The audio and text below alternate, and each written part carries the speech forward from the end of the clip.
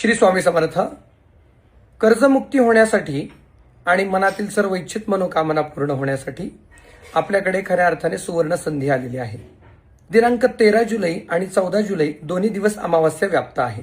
तर दिनांक 13 आणि 14 दोन्ही दिवस आपल्याला सकाळी लवकर उठून भगवान शंकरांच्या मंदिरामध्ये जायचं आहे. सकाळी नाही शक्य झालं तर ही सेवा आपण सायंकाळी करू शकता.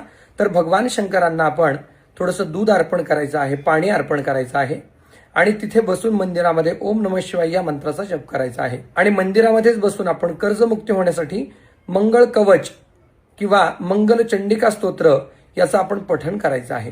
भगवान शंकरांना तुपाचा दिवा लावायचा आहे. नक्कीच आपल्या मनातील मनोकामना पूर्ण होतील, कर्जमुक्ती होण्यास मदत होईल. मंदिरामध्ये जाणं शक्य नसेल तर आपण आपल्या घरी राहून सुद्धा ही पूजा करू शकता.